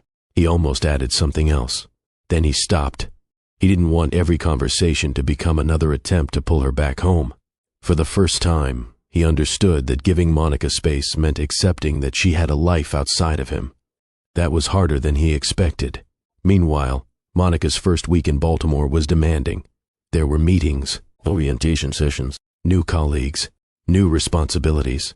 She spent long hours learning the program and meeting community partners. One evening, she returned to her apartment carrying groceries. She placed them on the counter. The place was still mostly empty. She sat on the floor with a simple meal and ate alone. The difference was that this time, eating alone didn't feel like evidence that something was wrong. She had chosen this. There was an important difference between loneliness imposed by a relationship and solitude chosen for a purpose. Monica was still learning what that difference felt like. She missed Matthew. She admitted that to herself. She also missed the version of their marriage she had hoped they could become. Those were not necessarily the same thing. Back in Washington, Matthew was struggling with that distinction too. A few days after Monica left, he sat in his car outside the townhouse after work. He didn't get out immediately. He thought about the last conversation they had. "I want to understand why you felt you needed to go." He had meant it when he said it. But understanding required more than remembering what Monica had told him. It required him to look at himself without using work as an explanation for everything. That was uncomfortable. So he made an appointment with a counselor. He almost canceled it twice. The first time, he told himself he was too busy. The second time, he thought perhaps he didn't need it. Then he remembered Monica's face when she had suggested counseling months earlier. He kept the appointment. The first session was not dramatic. There was no sudden revelation. Matthew sat in a chair across from the counselor and spent the first several minutes explaining his circumstances. He talked about work. He talked about deadlines. He talked about financial responsibilities. He explained that he had always tried to provide a stable home. The counselor listened. Matthew expected some kind of reassurance. Instead, the counselor asked a simple question. "What did Monica most often ask you for?" Matthew paused. Time. The counselor nodded. "Anything else?" Attention. Another pause. Conversation. The counselor looked at him. "Could you buy any of those things for her?" Matthew frowned. No. "Could you schedule them?" Matthew thought about it. "Maybe." The counselor waited. Matthew slowly shook his head. "Not really." The counselor leaned back. "When was the last time Monica asked you for something that couldn't be bought or scheduled?" Matthew opened his mouth. Nothing came. He thought about the townhouse, the bills, the groceries, the repairs, the work, everything he had considered evidence that he was being a good husband. Then he thought about the moments Monica had actually needed him. He remembered her sitting on the bed. He remembered her asking if they could talk. He remembered her waiting for him to come home. He remembered the evenings when she had started saying, "It's fine." He had heard those words as acceptance. Maybe they had been surrender. Matthew looked down at his hands. "I don't know," he said. The counselor didn't rush to fill the silence. Neither did Matthew. For once, he allowed himself to sit with a question he could not solve immediately. That evening, when he returned home, the townhouse felt different. Not because Monica had taken anything valuable with her. She hadn't. She had simply taken her presence. Matthew walked into the kitchen and stood where they had talked about Baltimore. He remembered accusing her of choosing herself over their marriage. Now he wondered whether he had spent years asking her to choose the marriage while giving her too little room to remain herself inside it. That thought stayed with him. In Baltimore, Monica unpacked the last of her clothes. She placed a photograph of herself and Matthew on a small table beside the bed. She looked at it for a long moment. She didn't put it away. She didn't need to pretend the marriage had never mattered. It mattered deeply. So did the decision she had made. That night, Matthew sent her a message. "I started counseling today." Monica read it twice. She didn't know what to say. Finally, she replied, "I'm glad you went." Matthew looked at her response. He wanted more. He wanted reassurance. He wanted to know whether this meant they still had a future. But he didn't ask. For once, he understood that his discomfort did not require Monica to resolve it for him. He simply replied, "Thank you." Monica placed the phone beside her. Outside her new apartment, the city continued moving. She looked around the room. It was still unfamiliar, still empty in places. still hers. And for the first time, both Monica and Matthew were facing the consequences of the same decision from different sides. She had physically stepped into a new chapter of her life. He had finally begun examining the chapter he had spent years postponing. Neither knew what their marriage would look like months from now, but something important had changed. Monica was no longer waiting for Matthew to become ready, and Matthew was finally learning that becoming ready was not something he could keep promising to do later. Baltimore did not feel like home immediately. For the first few weeks, Monica treated the apartment as a place she slept rather than a place where she belonged. There were still boxes against one wall. Her kitchen had only the things she needed. She had learned the quickest route to work, found a grocery store she liked, and figured out which evenings were best for doing laundry. The work itself demanded more from her than she had expected. There were meetings with housing organizations, site visits, grant reviews, and long conversations with people trying to solve problems that rarely had simple answers. Monica liked it. She was tired at the end of most days, but it was a satisfying kind of tired. For the first time in a while, she could see the connection between her abilities and the responsibilities being placed in front of her. Her supervisor had been right about her. She was good at bringing people together. She was good at listening. She was good at noticing what others missed. One afternoon, after a difficult meeting, a community partner pulled Monica aside. "You handled that well." Monica smiled. "I wasn't sure I did." "You kept everyone focused." She thanked him and returned to her office. For a few minutes, she sat quietly. The compliment stayed with her, not because she needed praise, because she was beginning to recognize something she had forgotten. She was capable of building a meaningful life outside the parts of herself that existed inside her marriage. That realization did not make her love Matthew less. If anything, the distance helped her understand the difference between loving someone and depending on them to define whether she was moving forward. Still, there were evenings when she missed Washington. She missed the townhouse. She missed the familiar kitchen. She missed knowing where everything was without having to think about it. She even missed Matthew's habit of leaving his shoes in places where they had no business being. One Friday night she laughed quietly when she found herself looking at an empty space near the door and thinking about him. Her phone rang. "That you?" She answered. Hey. "How was your day?" Going too." There was a pause. Neither seemed uncomfortable with it. Matthew asked about her project. Monica told him about a community organization she had been working with. He listened. When she finished, he asked a thoughtful question. She noticed. Before Baltimore, he might have offered a quick solution. This time, he wanted to understand. They talked for nearly 20 minutes. When they ended the call, Monica sat on the edge of her bed. She felt something she hadn't expected. She felt hopeful, not certain, hopeful. That distinction mattered. Matthew was changing, but Monica wasn't ready to assume that a few better conversations meant the old pattern was gone. She needed time. Matthew was learning that too. His counseling continued. The sessions were still uncomfortable. He had begun noticing how often he used work to avoid difficult emotions. When someone at work asked him for something, he knew exactly what was expected. At home, he had often treated emotional needs as vague problems that could be addressed when circumstances became easier. Now he was beginning to question that habit. One evening, Matthew called Monica. "I might not be able to talk tomorrow." "Okay." "I have a late meeting." "Okay." "I can call Saturday afternoon." Monica paused. "All right." "What?" "Nothing." "You sound surprised." "I am. Why?" "Because you gave me an actual time." Matthew laughed softly. "I suppose I did." That small exchange stayed with Monica. He hadn't promised that he would somehow find time later. He had looked at his schedule and given her a realistic answer. On Saturday afternoon, he called. Monica noticed that too. It wasn't dramatic. It wasn't romantic. It was simply consistent. Over time, those small changes began accumulating. When Matthew said he would call, he called. When work became overwhelming, he explained rather than disappearing. When Monica talked about something important, he asked questions. He did not always get it right, but he was becoming more deliberate. Monica noticed the difference. She also noticed something changing inside herself. She no longer felt the need to monitor him constantly. Before, she had watched every small improvement.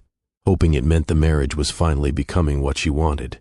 Now she allowed each moment to be what it was. A good conversation could simply be a good conversation. A difficult conversation could simply be difficult. She didn't need to turn either one into a prediction about their future. One evening, Matthew asked her, "Do you think we're doing better?" Monica looked out her apartment window. "I think we're talking better." He was quiet. "Is that enough?" For now. Matthew accepted the answer. That was another change. Months earlier, he might have pushed for reassurance. Now he understood that Monica's uncertainty was part of the consequence of what they had lived through. She wasn't withholding affection to hurt him. She was learning to trust her own judgment again. A few days later, Monica received an email about an upcoming community development conference in Washington. She read the invitation twice. The conference would bring together several organizations she had worked with before. She was expected to attend. Washington would be familiar territory again. The thought of returning stirred something complicated inside her. She wanted to see the city. She wanted to see her old coworkers. She wanted to walk through neighborhoods she knew by heart. And although she did not say it aloud, she wanted to see Matthew. Not because she had decided to return, not because everything had been repaired. She simply wanted to see what it felt like to stand in front of him again after having enough distance to understand herself better. That evening, Matthew called. "How's everything going?" Good. "Are you coming back for the conference?" Yes. There was a pause. "Would you want to have coffee while you're here?" Monica looked down at her hands. She thought about the woman she had been when she first left. She had been afraid that distance might destroy whatever remained of their marriage. Now she understood that distance had done something else. It had given both of them room to see the marriage more honestly. "I'd like that," she said. Matthew exhaled softly. Okay. They did not discuss reconciliation. They did not make promises. They simply agreed to meet. When the call ended, Monica placed her phone on the table. She looked around her apartment. It no longer felt temporary. There were photographs on the wall now, books on the shelf, a small plant near the window. Her work materials had found their places. She had built a routine. She had built something of her own. And still, she loved Matthew. That was the part she had once been afraid of. She had thought choosing herself might require her to stop loving him. It didn't. She could miss him without abandoning herself. She could care about his growth without taking responsibility for it. She could hope for their marriage without putting her life on hold. For the first time, Monica understood that love did not have to disappear for a boundary to exist. Sometimes distance simply gave love enough room to become honest. The first difficult conversation came before Monica returned to Washington. It happened on a Wednesday evening. Matthew had called after work, and for the first few minutes, they talked easily. He asked about the conference. Monica told him about one of the organizations she had been working with and the challenges they were having with their housing applications. Matthew listened. When she finished, he said, "You sound happy there." I am. "That makes me glad." Monica smiled. "Thank you." There was a pause. Matthew hesitated. "Do you think you could come home more often?" Monica's expression changed. "I don't know. I just mean on weekends. I have work some weekends." "I know. But maybe you could make more of an effort." Monica sat quietly. Matthew heard the silence. "What?" "Nothing." Monica, she sighed. "You're asking me to make an effort." Yes. "I understand." But She looked down. "I don't want us to fall back into the same pattern where one person keeps adjusting and the other person assumes the adjustment will solve everything." Matthew became defensive. "I'm not assuming that. I didn't say you were. It sounds like you are." Monica paused. She could hear the change in his voice. This was the old Matthew, the man who felt accused when a difficult conversation became uncomfortable. For a moment, she almost backed away. Instead, she said, "I'm not trying to criticize you." "Then what are you trying to say?" "I think we're both still learning how to do this differently." Matthew was quiet. He knew she was right, but knowing something and being able to hear it without becoming defensive were two different skills. "I just miss you," he said. Monica's voice softened. "I miss you too." "Then why does it feel like I'm the only one trying to get us back together?" She took a breath. Because I don't think getting back together should be the first goal. What should be? Understanding what went wrong. Matthew leaned back in his chair. He didn't like the answer. He wanted something simpler. He wanted to know what he could do to make things better. He wanted a list. Call more. Come home earlier. Take her to dinner. Say the right things. He was slowly learning that relationships did not work like assignments. "You're still disappointed in me," he said. Yes. The honesty caught him off guard. "How long is that going to last?" "I don't know." Matthew looked away. He felt frustrated. He had apologized. He had started counseling. He had changed things. Why wasn't that enough? The question remained in his mind even after the call ended. Later that night, he mentioned it during counseling. "I don't understand why apologizing isn't enough." The counselor looked at him. "What do you think an apology is supposed to do?" "Show that I know I was wrong." "That's part of it. What else?" Matthew thought. "Make things better?" The counselor nodded. "Sometimes, but an apology doesn't remove the experience the other person had." Matthew sat quietly. "So what does?" "Usually, time and consistent behavior." Matthew looked down. That answer was difficult, because it gave him no quick solution. He couldn't repair months or years of disappointment in one conversation. He couldn't ask Monica to trust him simply because he had finally understood the problem. Trust had to be rebuilt through repeated experiences. That was harder, but it was also more honest. Meanwhile, Monica had her own work to do. She began noticing something about herself during their calls. Whenever Matthew sounded upset, she immediately wanted to make him feel better. It was an old habit. If he was frustrated, she softened her position. If he was disappointed, she explained herself more carefully. If he became quiet, she filled the silence. She realized she had spent years managing the emotional temperature of their conversations. Now she was trying to stop, not because she wanted Matthew to suffer, because he needed to learn that his feelings did not automatically require Monica to surrender hers. One evening, Matthew called after a difficult day. "I had a terrible meeting." Monica listened. He explained what had happened. She asked questions. When he finished, she said, "That sounds frustrating." "It was." There was a pause. "I wish you were here." Monica smiled faintly. "I know. I mean it." I know." He expected her to say she wished she were there too. Instead, she added, "I'm glad you told me." Matthew noticed the difference. She wasn't rushing to solve his disappointment. She was simply present with it. For years, he had assumed emotional support meant fixing the problem. Now he was beginning to understand that sometimes listening was the support. Their conversations changed slowly. Monica began telling him more about her work. She told him about a community leader who had initially refused to cooperate with another organization. She told him about a housing project that had taken an unexpected turn. She told him about a young staff member who had asked for advice.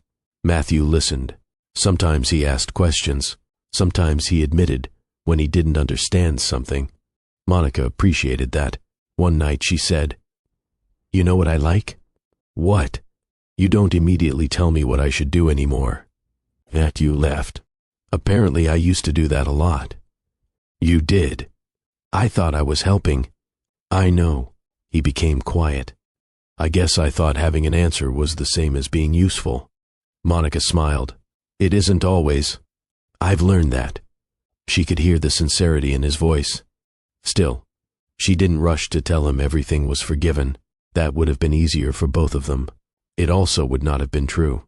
Matthew had moments when he wanted reassurance. One Sunday he asked, "Do you think we're going to stay married?"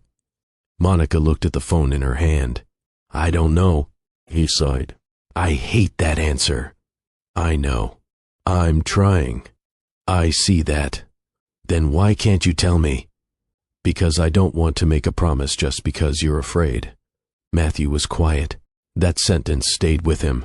He realized he had been asking Monica for certainty, partly because he was uncomfortable with uncertainty himself. He wanted to know the outcome before doing all the work required to reach it. But that was not how trust worked. The next time he felt that urge, he caught himself. Instead of asking whether she was coming back, He asked about her day. Instead of asking whether she still loved him, he listened when she described something difficult at work. Instead of trying to secure the marriage, he started learning how to participate in it. Monica noticed. She also noticed her own progress. She was no longer using silence to avoid difficult conversations. When something bothered her, she said so. When she needed time, she said that too. She didn't expect Matthew to guess. That mattered. She had once believed that because she had explained herself so many times, she had earned the right to stop explaining. Now she understood that withdrawing completely had its own consequences. Matthew couldn't respond to words she never said. So both of them were changing. Not perfectly, not at the same speed, but honestly. The distance between Baltimore and Washington remained. So did the uncertainty about their marriage. Yet something healthier had begun taking shape between them. They were no longer trying to erase the past with apologies. They were learning how to behave differently in the present, and for the first time, neither of them was asking, "When will this finally be fixed?" They were asking a more useful question: "What can I do differently today?" The conference brought Monica back to Washington on a Thursday morning. Her train arrived before 9, giving her enough time to leave her bag at the hotel and walk several blocks before the afternoon sessions began. She had forgotten how familiar the city could feel. The streets were the same. The buildings looked the same. Even the morning rush had the same impatient rhythm she remembered. Yet Monica experienced everything differently. Baltimore had taught her how quickly a person could build a routine from nothing. She had learned where to buy groceries, which coffee shop opened early, which route was easiest after work, and how to spend an evening without automatically wondering what Matthew was doing. Now she was back in Washington, and memories seemed to attach themselves to ordinary places. She passed a restaurant where they had celebrated one of Matthew's promotions. She remembered the argument they had had over dessert because he wanted to order something she didn't like. She smiled at the memory. It wasn't painful. It was simply part of their history. Later, after the morning sessions ended, Monica found herself walking toward a small coffee shop near her old workplace.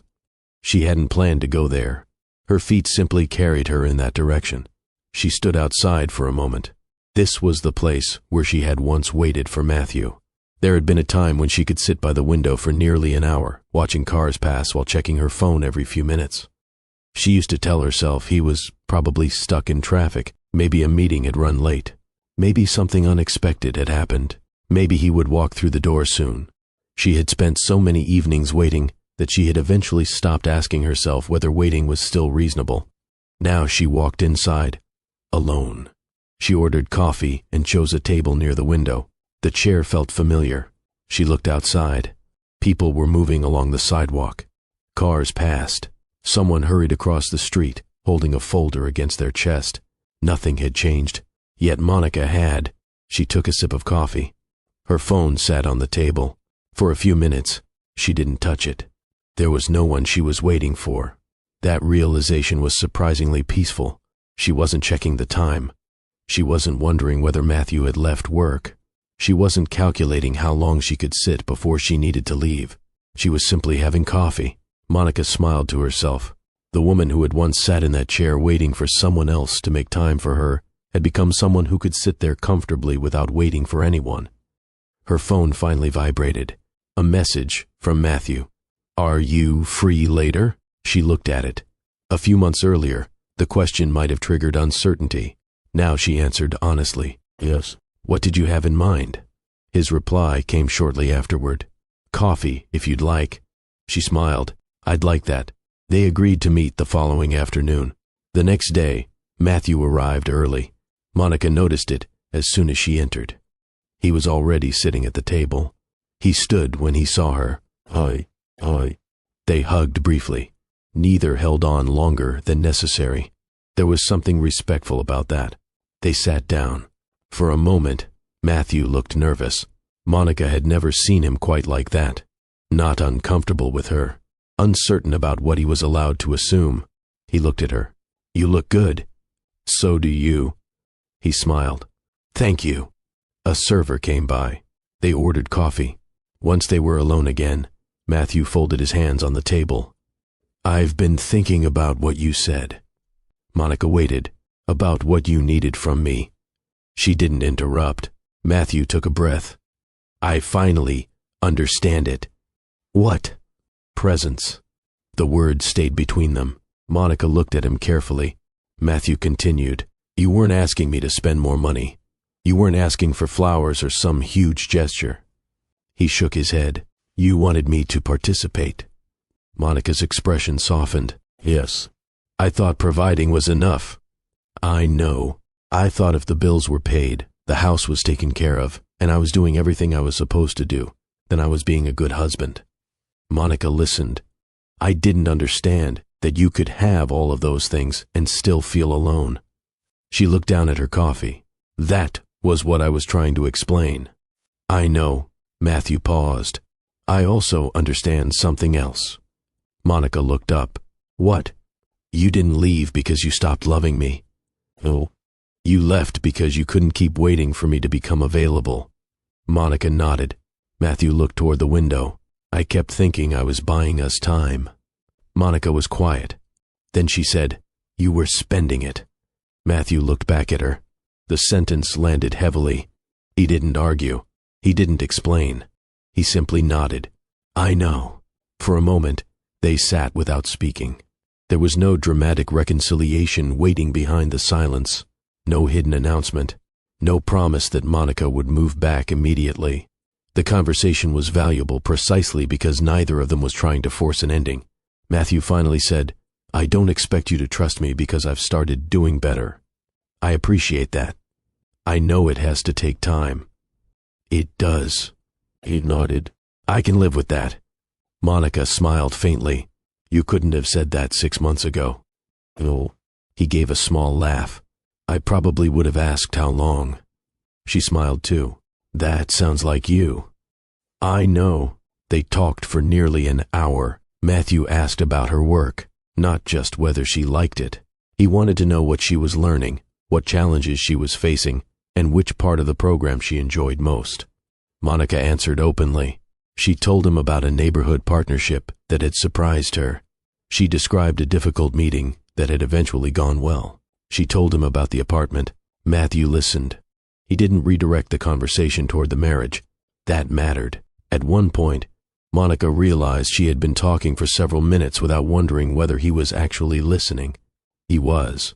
When they finally stood to leave, they walked outside together. The afternoon was cool. They moved slowly along the sidewalk. Matthew glanced at her hand. He seemed about to reach for it. He stopped. Monica noticed. For a second, neither said anything. He wasn't assuming. He wasn't taking familiarity for granted. He was waiting for her choice. That small hesitation told Monica more than a long apology could have. She reached for his hand. Matthew looked at her. Their fingers met. They continued walking. Neither of them pretended the past had disappeared. The distance between them had not been erased by one coffee conversation. Monica still had her work in Baltimore. Matthew still had work to do on himself. Their marriage still carried disappointments that would not disappear simply because they had finally found better words. But something important had changed. Matthew no longer believed that loving Monica meant assuming she would always be there. Monica no longer believed that loving Matthew meant waiting indefinitely for him to become ready. They were walking beside each other because, in that moment, both had chosen to, not because either person owed the other a future, not because the past had been forgotten, not because everything was suddenly easy, because choice meant more when it was made freely. And for the first time since their marriage had begun to drift, Matthew understood exactly what Monica had been asking for. She had never needed him to maintain the marriage from a distance. She had needed him to live inside it with her. Matthew and Monica remained outside the coffee shop for a few minutes after leaving the table. Neither seemed eager to walk away. There was no urgency. For once, they had nowhere they needed to be immediately. Matthew looked at Monica. I kept thinking I was buying us time. She knew exactly what he meant. With work? He nodded. I thought if I worked hard enough now, we'd have more options later. More money, more stability, more freedom. Monica listened. I thought I was sacrificing for us. You were working for us, she said. Matthew looked relieved for half a second. But Monica gave him a quiet look. You were spending it. He lowered his eyes. The sentence stayed with him. Not because it was cruel, because it was accurate. He had spent their evenings, their weekends, their conversations, the mornings when Monica had wanted to talk, the dinners she had waited for, the plans that had been postponed until the next month, the next project, the next period when work was supposed to become easier. Matthew had believed he was protecting their future. He had not noticed how much of their present he was using to pay for it. "I understand now," he said. Monica nodded. "I think you do." "I wish I'd understood earlier." Oh, do I? They stood quietly. A bus passed along the street. People walked around them, absorbed in their own afternoons. Matthew looked at Monica. "Do you still think about coming home?" Monica knew what he meant. "Sometimes." He nodded. "But you still want your position in Baltimore?" Yes. "You're not giving that up?" No. Matthew accepted it. "I don't want you to." Monica looked surprised. "You don't?" No. He smiled faintly. "I used to think, if you came back, everything would be okay. And now? Now, I think we'd still have to do the work." She smiled. "That is probably true." Matthew took a breath. "Can I ask you something?" "Of course. Do you think we can rebuild this?" Monica looked at him for a long moment. She could have answered quickly. She didn't. "I think we can start again." Matthew's expression softened. "Start again?" Yes. "Isn't that the same as fixing it?" No. He waited. "Fixing it makes it sound like we return to what we had before." Matthew nodded slowly. "I don't think I want exactly what we had before." "Neither do I. What do you want?" Monica looked toward the street. "I want a marriage where we both get to be people." Matthew smiled slightly. "That sounds fair. I want you to have your work. I want my work. I want us to have responsibilities. I want us to have separate interests." She looked at him. "But I don't want either of us to disappear inside those things." Matthew nodded. "I don't want that either. I want conversations before things become emergencies." Okay. "I want honesty, even when the answer is uncomfortable." Okay. "And I want us to stop using the future to excuse what we're doing in the present." Matthew looked at her. "That one is going to be difficult." She smiled. "I know." He laughed quietly. For the first time that afternoon, the tension eased. Matthew looked at her hand. "Can I ask you another question?" Yes. "If we try again, does that mean everything is fixed?" Monica smiled. No. He nodded. Okay. She studied his face. "That doesn't bother you?" "It does." She laughed softly. But I think I've finally learned that being uncomfortable doesn't mean I need to make you change your answer." Monica's smile grew. "That is new." "I know." They started walking. Matthew stayed beside her without trying to determine where they were going. For a while, neither spoke. The silence felt different from the silence they had known inside their marriage. This silence did not contain avoidance. It contained room for thought, room for uncertainty, room for two people who no longer needed to fill every pause with reassurance. After several blocks, Matthew looked at her. "I love you." Monica looked back. "I love you too." He nodded. Neither added anything to it. They didn't need to. For years, Matthew had believed love was proven by what he provided. Monica had spent years trying to explain that love was also found in attention, participation, listening, and the willingness to be emotionally present. Now they understood each other better. Not perfectly, but better. Matthew stopped near the corner. "I don't want to ask you to promise me anything." Good. He smiled. "I deserve that." "You do." He laughed. She laughed too. It was a small moment, nothing dramatic. No grand declaration. But Monica felt something settle inside her. She had spent a long time believing that if she chose herself, she might lose Matthew. Now she understood the choice differently. Choosing herself had not destroyed the marriage. It had forced both of them to confront what the marriage actually required. Matthew had to become more present. Monica had to become more direct. Neither could continue relying on old habits. Neither could assume love would automatically compensate for neglect. They would have to keep choosing differently. Matthew looked toward the train station. "Do you need to get back to your hotel?" "In a little while." Can I walk with you? Monica nodded. Yes. They continued down the sidewalk together. For the first time, Matthew wasn't trying to catch up to a life Monica had been waiting for him to join. He was simply walking beside her, and Monica wasn't slowing down so he could keep pace. She was allowing him to walk beside her at his own pace. That difference was small, but it was the difference between being followed and being accompanied. They still had work ahead, but for the first time, the work belonged to both of them. They walked toward the station without discussing what would happen next. That was unusual for Matthew. In the past, uncertainty had made him reach for an answer quickly. He wanted plans, dates, assurances. He wanted to know what came after the difficult conversation. This time, he didn't ask. Monica noticed. They reached a crosswalk, and Matthew looked at her. Your train is tomorrow? Yes. What time? Late morning. He nodded. I can drive you to the station if you want. Monica considered it. I'd like that. Okay. The light changed. They crossed together. Neither mentioned the marriage again during the walk. They talked about ordinary things instead. Monica told him about one of the conference sessions she had attended. Matthew told her about a problem at work that had taken him 2 days to solve. She laughed when he described one of his coworkers. Some things haven't changed. What? You still tell stories with too many details. Matthew smiled. You used to like that. I still do. They reached the corner near the hotel. Matthew stopped. For a second, his hand moved toward hers. Then he stopped himself. He waited. Monica noticed. That small hesitation said more than he could have explained. There had been a time when Matthew assumed closeness was available because they were married. He would reach for her hand without thinking. He would make plans without asking whether she had room for them. He would assume she would adjust. Now he waited for her choice. Monica looked at his hand. She understood what he was doing. She reached for him. Their hands met. Matthew smiled. He didn't squeeze too tightly. He didn't make the moment larger than it was. They simply continued walking. That was what made it meaningful. The change between them was no longer about promises. It was beginning to appear in small decisions.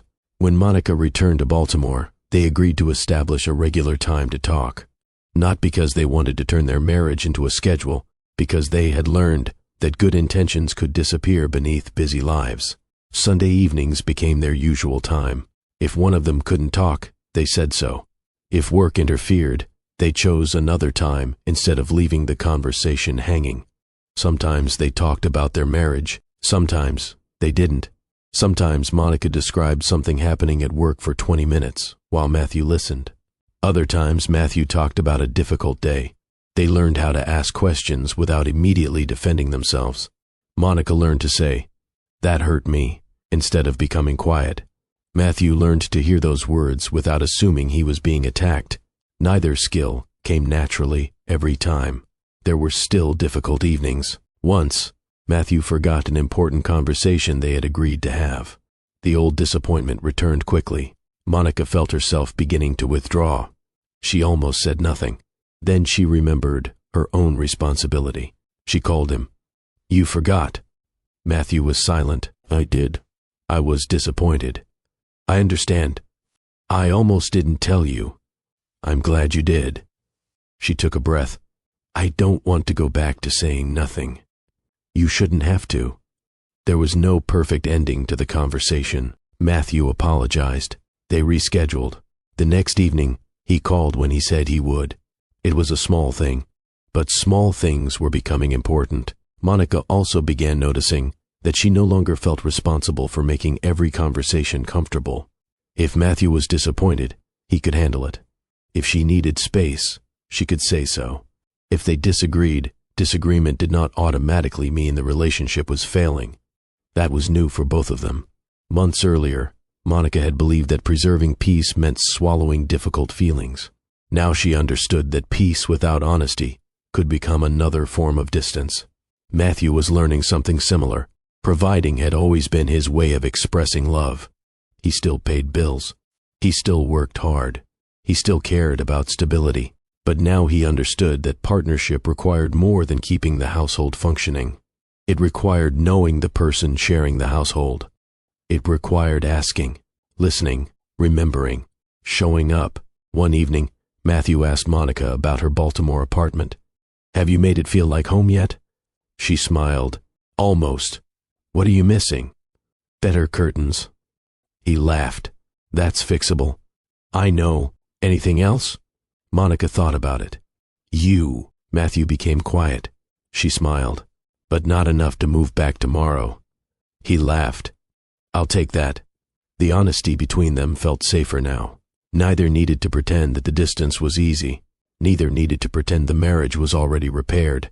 They were simply learning to choose each other without asking either person to disappear. When Monica returned to Washington several weeks later, Matthew met her at the station. He didn't arrive with flowers. He didn't make a speech. He simply stood near the entrance and waited. Monica walked toward him. "You're early." "I know." She smiled. "You're learning." "I am." He took her bag. She let him. They walked toward the car together. There was still a long road ahead, but Monica no longer felt like she was walking toward a man who expected her to wait. Matthew no longer felt entitled to a future she had not promised.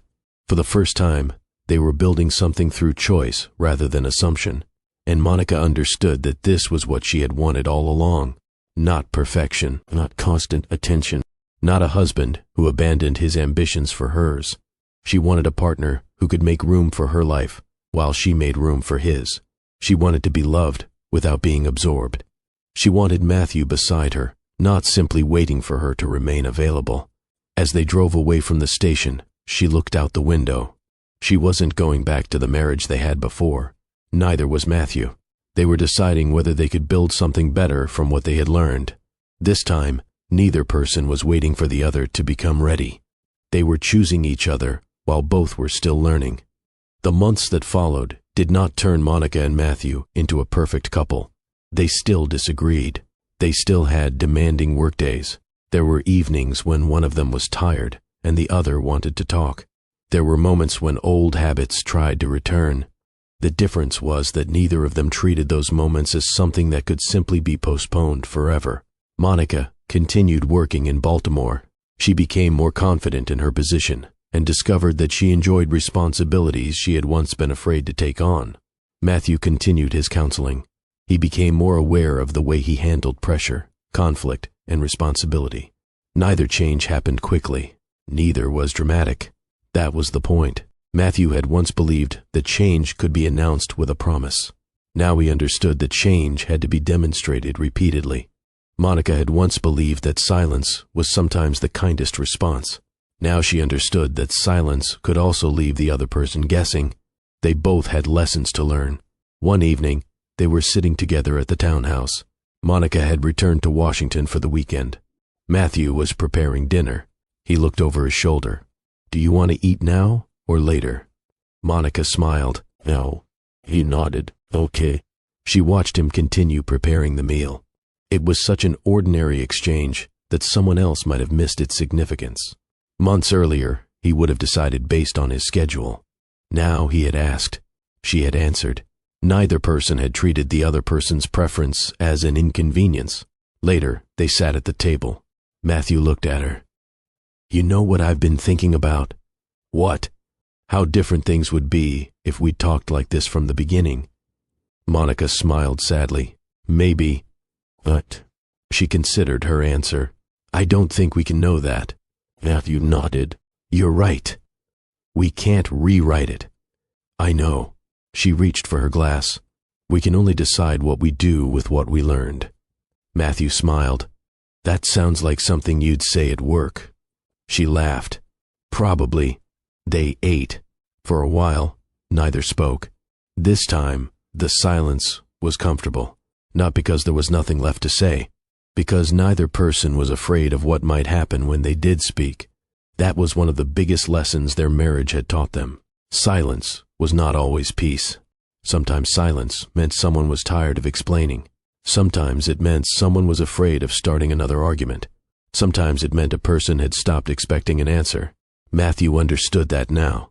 He remembered all the times Monica had said, "It's okay," when it wasn't. He remembered believing her because believing her made his life easier. He understood that he had been listening to her words without listening to the meaning beneath them. Monica had learned something too. She could not expect Matthew to understand every feeling she never expressed. She had spent years hoping he would notice. Sometimes he should have, but she also recognized that withdrawing completely had allowed resentment to grow quietly. She had become so focused on not demanding too much that she had stopped clearly stating what she needed. That was her responsibility. It did not make their experiences equal, but it was hers to own. One evening, while they were cleaning up after dinner, Matthew asked, "Are you happy?" Monica stopped. She thought about the question. Yes.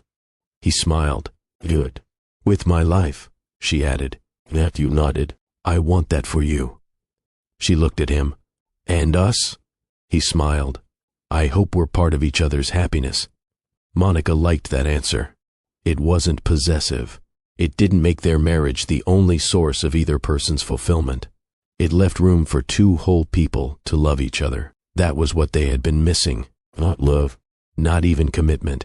Perspective. Matthew had believed providing for Monica meant he was participating in her life. Monica had believed loving Matthew meant waiting patiently for him to participate in hers. Both had been incomplete. Providing mattered. So did participation. Work mattered. So did rest. Responsibility mattered. So did attention. A future mattered. But the present mattered too. One Saturday morning, Monica stood in the kitchen making coffee. Matthew walked in. "You want pancakes?" She looked at him. "Are you sure you remember how?" He laughed. "I've improved." We'll see. He started preparing the batter. Monica watched him. For a moment, she remembered their early Saturdays. The bad pancakes, the teasing, the easy laughter. The difference was that now neither of them was trying to recreate the past. They were making breakfast in the present. Matthew placed a pancake on her plate. She examined it. Better? Much better. I'll accept that. She smiled. They sat together with their coffee. The townhouse was quiet. There was no grand announcement. No promise about forever. No need for one. Their marriage was no longer being held together by assumptions. It was being maintained through choices. That mattered more. Monica had left Washington because she had reached a point where waiting had become a way of postponing her own life. She had not left because she stopped loving Matthew. She left because love alone could not make her feel accompanied. Matthew had changed because he finally understood that his intention to provide could not replace his responsibility to participate. He had not changed simply to convince Monica to come home.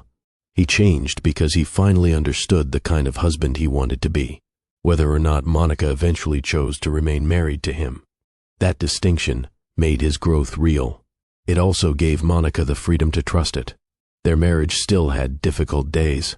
There would be more disagreements, more moments when one of them would misunderstand the other, more opportunities to become defensive, impatient, or quiet. But the old pattern had been broken. They no longer assumed that love would take care of everything. They no longer believed difficult conversations could wait forever. They no longer confused a peaceful house with a healthy marriage. Most importantly, Monica no longer measured her life by how long Matthew needed to become ready. And Matthew no longer assumed that Monica would always be there whenever he finally found the time. One afternoon, they walked together through their neighborhood. Their hands were joined. They talked about ordinary things. Groceries, work, a trip they might take later in the year, maybe children someday, maybe a larger place. There were still plans. But this time, the plans did not exist as excuses for postponing the present. They were simply possibilities. Matthew looked at Monica. "You know something?" "What?" "I used to think the hardest thing about losing you would be missing you." She looked at him. "What was harder?" "Realizing I'd been asking you to wait without saying, that was what I was asking." Monica squeezed his hand. "I wasn't waiting anymore." "I know." They continued walking. Neither pretended the past had disappeared. Neither needed to. The past had taught them something they could not have learned through comfort alone. A person can remain in a marriage for a long time, while quietly deciding how much longer they are willing to wait. Love can survive disappointment, but love still needs somewhere to live. It needs attention. It needs honesty. It needs participation. It needs two people willing to show up while life is actually happening. Not only promise to do better when life becomes easier, Monica had stopped waiting. Matthew had stopped assuming. That was where their new beginning started. Not with a perfect marriage, not with a dramatic promise, with two people choosing each other in the present, while still respecting the lives they each had to live.